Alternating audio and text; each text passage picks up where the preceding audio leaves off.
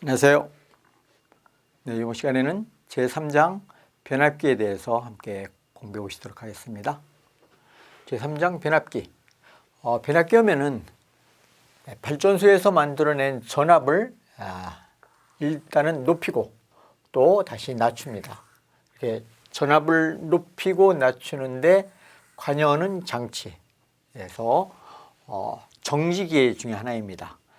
발전기와 전동기들은 회전기인데 반해서 얘는 정지기이다 보시면 되겠죠.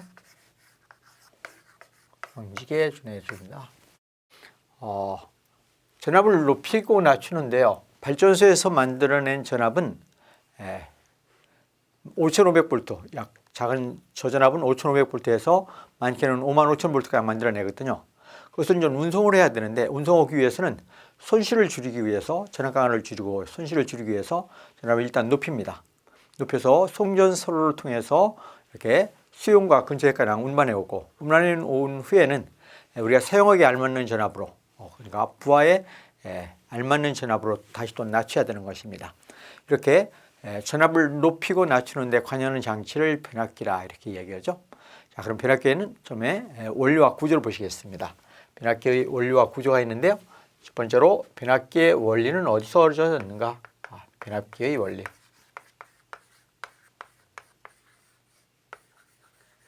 변압기의 원리는 우리 전기 자기학에서 보시면은 전자유도라는 것이 있습니다. 전자유도. 그래서 변압기 원리는 전자유도에 의해서 얻어졌다. 전자유도 현상이라고도 하고 거기서 기전력을 발생시키는데 그 기전력의 발생 공식이 바로 페라데이 법칙이라고 쓰는 것입니다. 일명 페라데이 법칙에서 변압기가 얻어졌다 얘기할 수 있죠.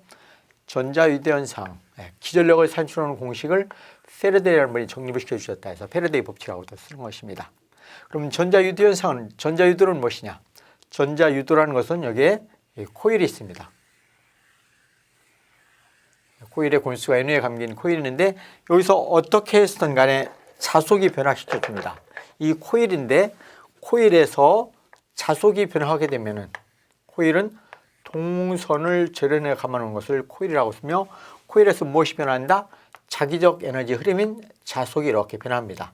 이런 자속을 세교 자속이라고 쓰거든요. 이 코일을 관통하는 자속을 세교 자속이라. 그럼 이 코일에 처음에는 이 자속이 없었는데 여기다 자석을 갖다 놓음으로써 자석을 이렇게 N극이면 N극인 자석을 놓았다. 그럼 여기서 자기적 에너지가 유출돼 나오죠. 그럼 이 자기적 에너지가 이 코일을 관통하게 되는데 관통하는 자속을 세교 자속이라고 씁니다. 그럼 이 코일에서 시간에 따라서 세교 자속이 변화하게 되면은 이 자속의 변화를 방해하는 방향으로 이 코일 양면에서 기전력이 만들어집니다. 그것을 전자유도에 의해서 졌다 유도 기전력 또는 유기 기전력이라고 씁니다.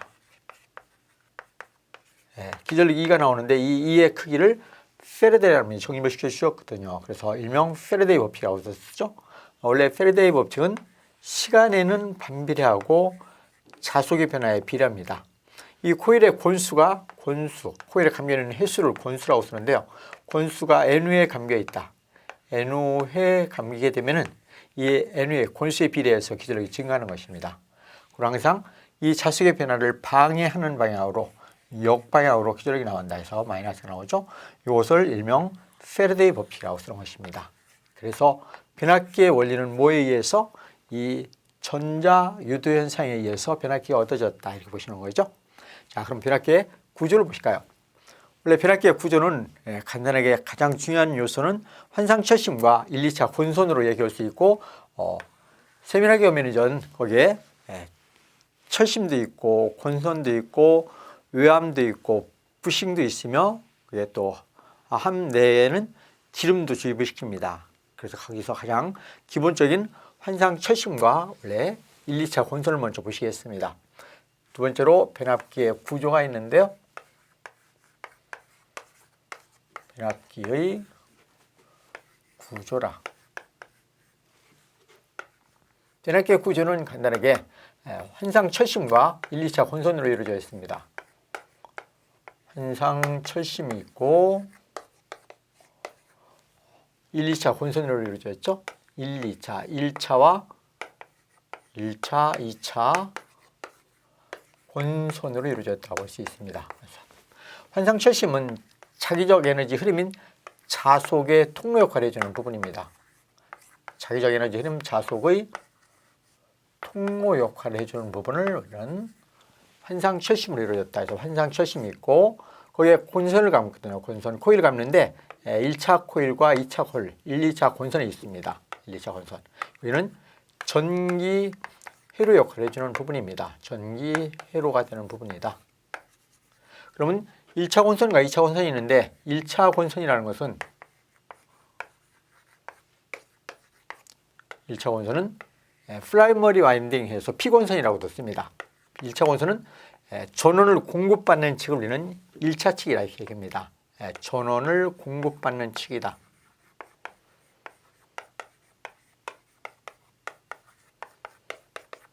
전원을 공급받는 측의 권선을 1차 측. 그다음에 그럼 부하에다 전기를 공급하는 측을 2차 측.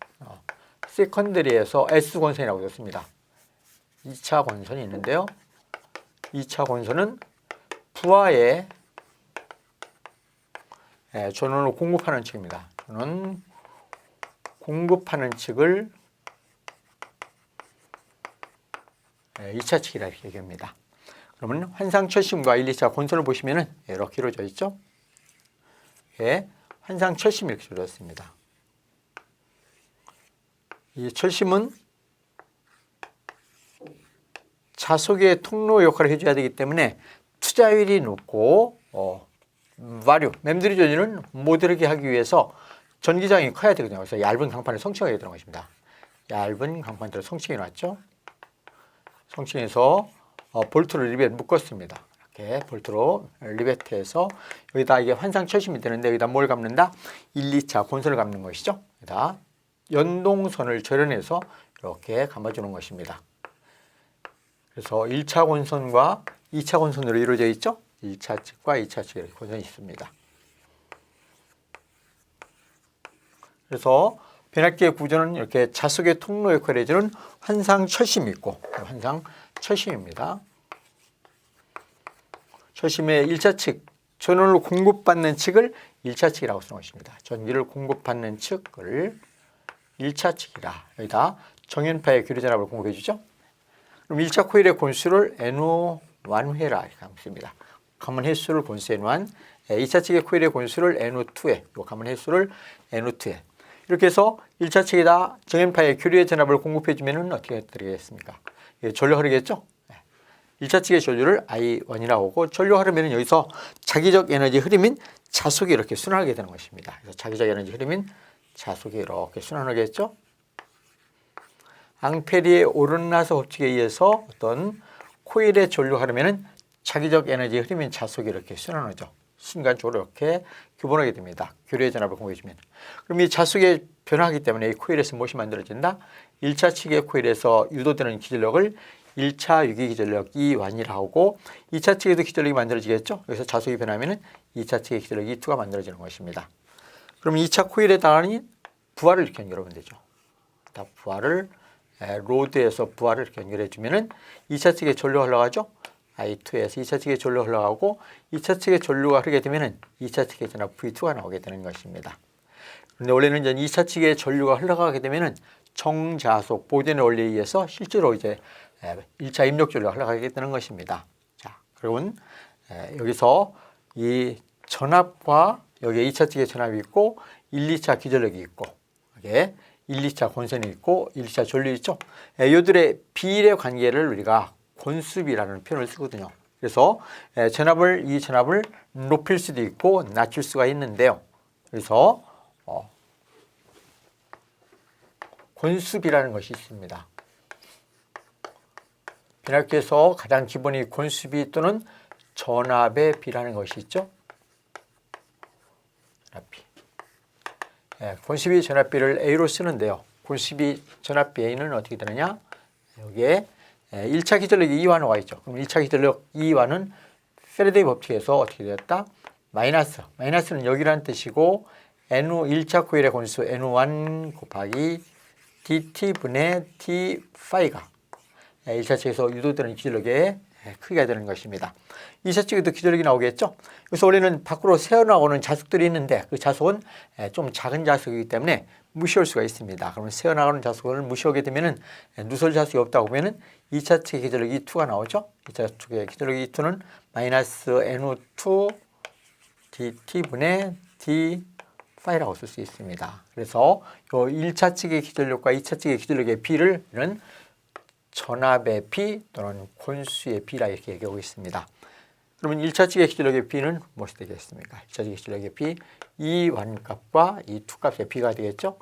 E1, E2의 비를 우리는 전압비 또는 곤수비라고 쓰는 것입니다. 이 값이 어떻게 됩니까? 그것은 이것으로 나눠주니까 dt분의 d파이, dt분의 d파이 소거돼서 무엇이 된다? NO2분의 NO1이라는 값을 얻어내겠죠? 여기서 1차 측의 이 기절력과 여기서 만들어지는 기절력과 여기서 전압은 거의 같습니다. 원래는 여기다 이 곤선에 생기는 전압간을 더해줘야 되는데 그런 것을 무시하게 되면은 이것은 같다고 볼 수 있죠. E1과 V1은 약 같게 되며 E2와 V2는 약 같죠. 변압기들의 효율은 약 97, 8%가 됩니다. 그러면 입력과 출력을 거의 같다고 보면은 V1 곱하기 I1은 V2 곱하기 I2와 같아야 되거든요. 예. 이상적인 변압기에서는 항상 이런 식들이 이루어지게 되는 것입니다. 이상적인 변압기라는 것은 여기에 변압기의 철심에는 철선이 있는데 철선이 없고 또 밖으로 나오는 누설 자석들이 있는데 누설 자석이 없는 변압기를 우리는 일반적으로 이상 변압기라고 쓰는 것입니다. 그럼 이상 변압기에서는 항상 이 곤수비가 어떻게 된다? E2분의 E1, NO2분의 N1, V2분의 V1, I1분의 I2는 항상 같게 되는 것입니다. 실제 변압기에서는 약간 차이가 있겠죠. 약에서 일단 점이 찍어 있으면은 이게 실제 변압기고 점이 없으면은 이상 변압기라 이렇게 볼 수가 있는 것입니다. 자, 그래서 간단하게 이상 변압기라는 건 무엇이냐면은 이게 이 변압기에서는 누설 자석이 있는데 누설 자석이 없는 변압기. 이상 변압기라. 이상적인 변압기, 아이디얼에서 이상 변압기라는 것이 있는데요. 이상 변압기는 우선 무엇이 없다? 누설 자석이 없고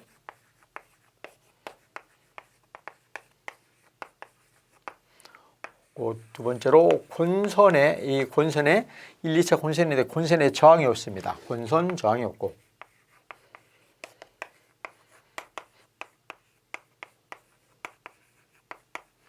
곤선에 저항이 없으니까 동선이 없겠죠. 동선이 없고 자석이 없고 누설 자석이 없고 곤선에 저항이 없어 동선이 없고 세 번째로 철에서는 항상 철선이라는 것이 있는데요. 철선이 없는 변압기. 이런 변압기를 우리는 이상 변압기라고 쓰는 것입니다. 그럼 이상 변압기에서는 항상 요 곤수비, 전압비, 전류비 이런 것이 항상 일치가 되는 것입니다. 여기서 우선 곤선의 저항과 철선이 없으니까 동선과 철선이 없으면은 1차 입력과 출력은 같게 되는 것입니다. 실제로는 효율이 변압기 효율이 약 97, 8%가 되거든요. 약간의 손실이 있습니다만은 그것은 이상적인 변압기에서는 입력과 출력이 같다 이런 얘기입니다. 입력과 출력이 같다는 얘기는 V1 곱하기 전압 V1차 측의 전압 V1 곱하기 I1은 입력이 되고 V2 곱하기 I2가 이렇게 같은 값이게 이상적인 변압기거든요. 그리고 동선이 없기 때문에 저항이 없고 동선이 없으니까 1차 유기 기전력과 공급전압이 같게 되어 있습니다. 원래는 실제는 약간 차이가 있지만 무엇과 E1과 무엇이 같다? V1이 같게 되고 또 E2와 2차 측의 기전력과 2차 측이랑 V2가 같게 되는 것입니다. 이런 것이 이상 변압기에서 나오는 식들이거든요. 그럼 여기서 이 값이 같으려면 어떤 식이 돼야 되냐면은 이런 식에서 무엇이 된다?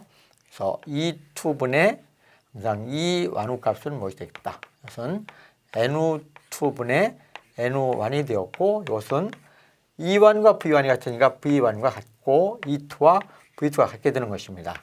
그리고 입력과 출력이 같게 되면은 V1 곱하기 I1 값은 V2 곱하기 2가 돼야 되겠죠. 그래서 얘와 곱하기 얘는 얘 곱하기 얘가 같기 때문에 이상적인 변압기에서는 항상 이런 식들이 성립되는 것이다. 이렇게 보시면 되겠죠. 그럼 실제 변압기에서는 어떻게 되느냐? 실제 변압기에는 다 존재하는 것입니다. 누설 자속도 있고 여기 있습니다. 없는 것이 아니고 누설 자속이 있는데 좀 작은 값이 되겠죠.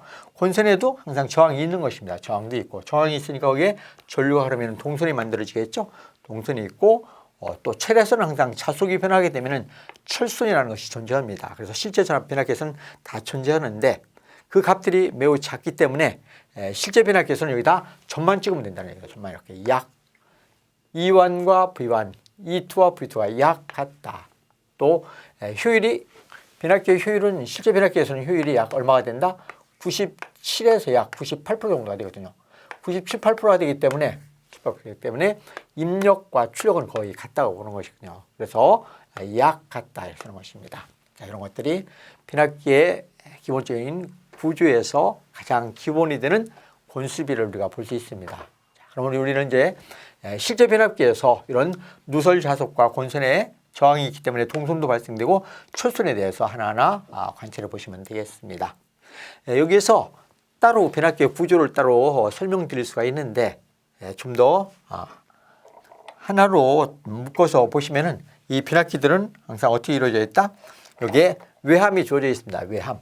어디에 있냐면은 여기 이제 변압기가 이렇게 오픈되어 있는 것이 아니고 무엇에 여기에 이렇게 철제로 이렇게 함이 있습니다. 철제로 이렇게 함을 만들어서 함 속에 내장되어 있거든요. 따로 구조를 보시지 않고 간단하게 구조를 보시는 것입니다. 그리고 여기다 함이 이렇게 주어졌죠? 함이 이렇게 주어졌습니다.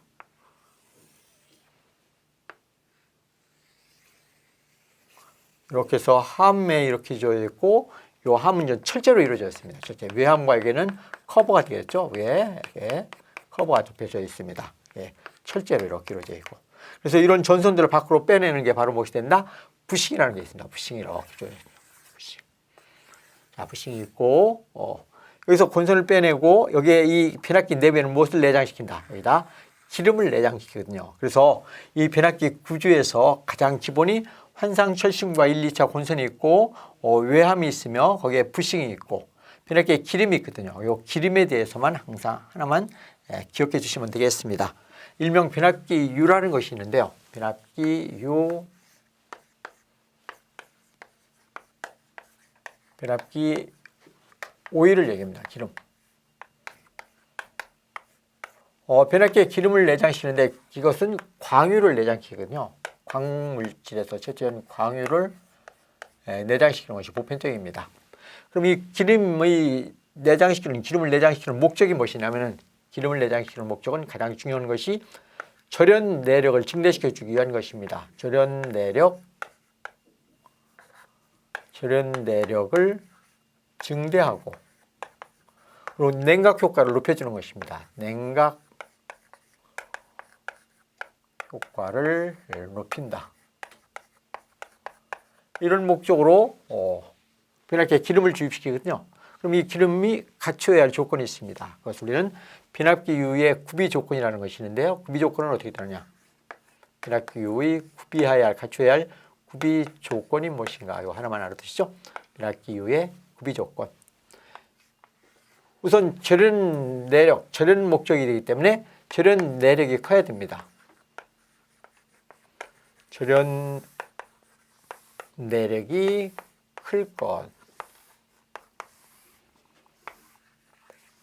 두 번째로 점도가 낮아야 됩니다. 냉각을 지키기 위해서는 순환을 많이 해야 되거든요. 그런 점도는 낮고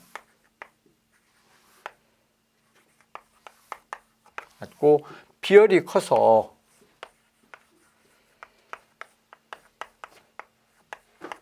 냉각 효과가 좋아야 됩니다. 냉각 효과 좋을 것.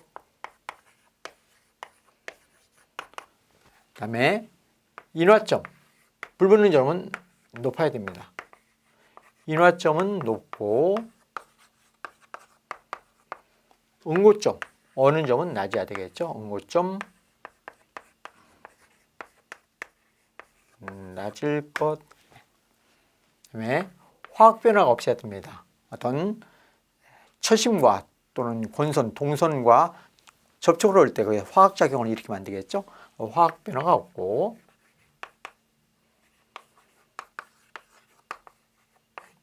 변화와 슬러지, 어떤 침전물이 생기면 안 됩니다. 침전물이 없어야 된다.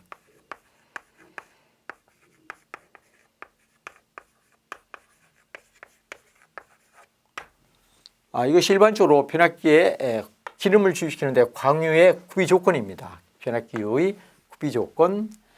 이런 조건을 갖춘 기름을 내장시켜 놓게 되면은 변압기는 이제 장시간을 사용하거든요. 장시간 사용하다 보면은 호흡작용에 의해서 이런 기능이 약화됩니다. 기능이 떨어지죠.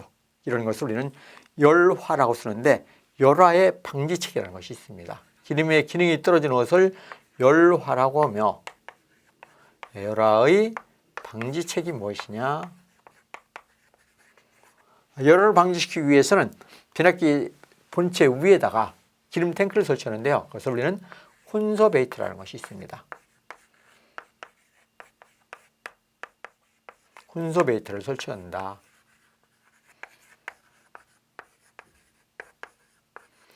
혼서 베이트는 하나의 보호장치라고 쓰는 것인데요. 이 변압기의 열화를 방지하기 위해서 기름 탱크를 설치하기 위해서 어떤 열화를 방지하는 목적으로 쓰는 것이 바로 무엇이 된다? 혼서 베이터라 이렇게 얘기하고 있습니다.